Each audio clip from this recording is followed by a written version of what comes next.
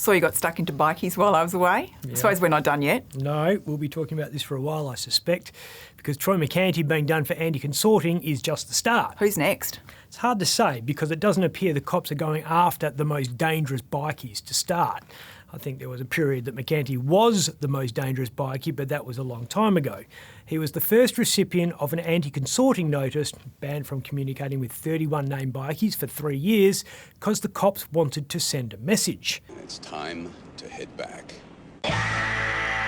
Imagine if the first bikie hit with the inaugural consorting order, the first bloke targeted with the harshest legislation in Australia was some no-name numpty from a gang nobody had ever heard of, like the Iron Horsemen. Where'd you pull that from? Sounds like an 80s rock band. It's a thing, it's a real gang. But lead singer of Iron Horsemen hit with anti-consorting notice doesn't have the same cut through, does it? Not quite. The cops wanted the bikie poster boy so it would be on the front page of the paper. So well played, gang crime. You can't tell what they're actually smiling under there. This is clearly as much of a PR battle as it is a crime battle. Because to be honest, there are people out there responsible for more misdeeds than T. Mercanti Esquire. I'm not for a second saying this bloke spends his day doing charity work, but there are worse eggs out there. When it comes to Mercanti and the cops, it's personal though. And then some. He has run rings around the police for 25 years. He's belted people as a bouncer. He's been charged with selling mull. He's caught on CCTV shooting someone, but he gets off with either a fine or completely scot-free just about every single time. He managed to convince the cops to give him a travel exemption during COVID so he could go to the funeral of a Mongol in New South Wales, I think it was. That was embarrassing for the constabulary. It was only when his own mother testified against him in a domestic violence trial that he did any serious time in jail. The cops hate the fact they've never really nailed him on any proper bikie business. Or maybe he got taken for a ride. Not on his lonesome there. So who else have the cops got a grudge against? I reckon you'll see the heads of each gang targeted, the presidents and the sergeants at arms. That makes strategic sense, particularly for the rebels and the Mongols, who are the two most aggressive clubs in WA at the moment. The Comancheros are another aggressive gang, but the cops are already all over them. Senior member Ray Chili's in exile in Thailand because he knows if he steps foot in Australia, the cops are going to give him some new jewellery. Nick Maximovich is the former state commander. I say former because he's now in jail for importing 56 kilos of meth.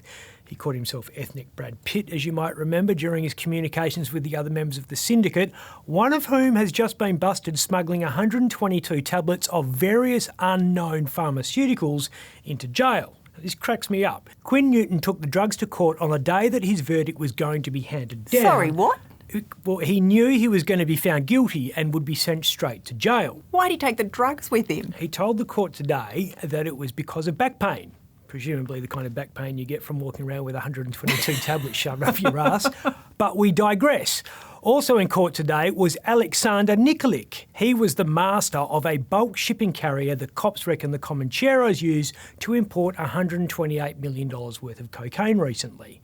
So as you can see, the Commos are well in the sights of the cops without anti-consorting notices. Okay, so what about the older clubs?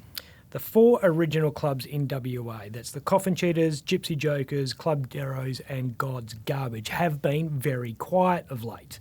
You don't see these guys strutting around like the Mongols and the Rebels and the Commos, but they're still doing what bikies do, so the cops might hit some of the more high-profile members just for the hell of it. Over at the Coffin Cheaters, Paul Muley might get one. He's an influential member. John Fury's been in the headlines and has profile, so might be an anti-consorting target. Chris Ballistic Orchard took to social media to complain about how the new laws were turning WA into Nazi Germany. He did that in front of a Coffin Cheaters motif that included a swastika. His brain was clearly not consorting with logic there. The guy next to him should be consorting with a hairdresser. Why aren't mullets banned under the bikie insignia laws? Club Darrows have been very quiet of late, but the cops have it in for one of their more senior blokes, that's Andrew Edhouse. They reckon he knows something about what happened to a woman named Lisa Govan. She was last seen outside the Darrows clubhouse in Kalgoorlie in 1999, hasn't been seen since. They might give him one just to give him the shits. Graham Slim Slater at the Gypsy Jokers was charged with blowing up the former head of the CIB, Don the Silver Fox Hancock. He got off, which has infuriated the cops for the past 20 years, so they might get a little revenge, served very cold, by slapping one on him. This is the great thing about these anti-consorting notices. The cops can pretty much hit anyone with them because Chris Dawson is judge, jury and executioner about how they're used. The verdict is in, Frank. But the jury's out. What a shame politicians in the US can't make tough decisions. Another shooting, 4 dead, this time in Oklahoma. It happened at a medical building on the campus of St. Francis Hospital in Tulsa. They set up a reunification centre for families to find loved ones at a nearby school, which was a brave act in itself because, as we know, the latest shooting comes 8 days after 19 kids and 2 teachers were killed at an elementary school in Texas. But don't worry, the White House has issued a statement that President Joe Biden has been briefed and is monitoring the situation. No, wait, he is closely monitoring the situation. Heard it all before. I pray that his courage and wisdom will at long last move this Congress to make common sense gun legislation the very next order of business. All of us need to demand a Congress brave enough to stand up to the gun lobby's lies. Talk about the problem is just about all that an American president can ever do, as long as it's the case that a critical number of Americans are opposed to gun reform. The country is in such a mess that the gun control lobby thinks it's a win if they restrict the magazines of assault rifles to 5 rounds. So you can only kill 5 people at a time before you have to reload. It beggars belief they can't sort this shit out.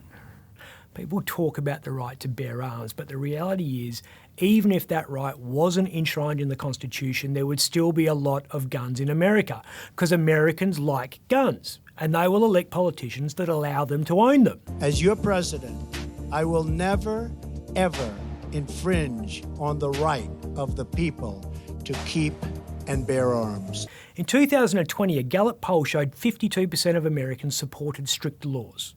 52%. It's a political no-win situation. For every vote you pick up, you lose one. That basic electoral mathematics is why the status quo remains through shooting, after shooting, after shooting, after shooting. Surely they can join the dots here.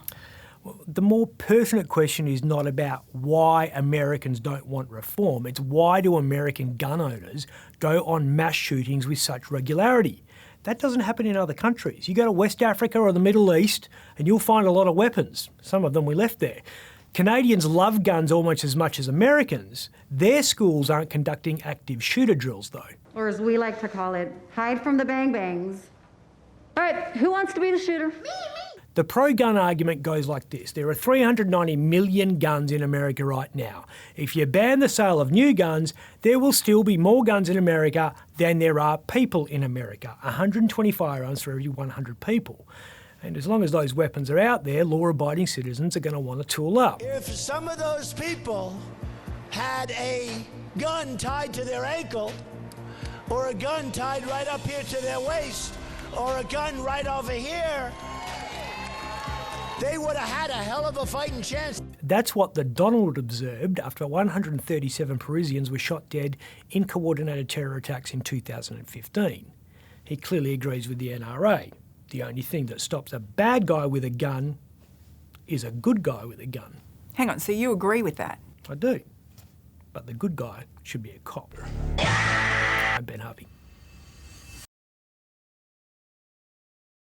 For more Up Late, click the subscribe button below.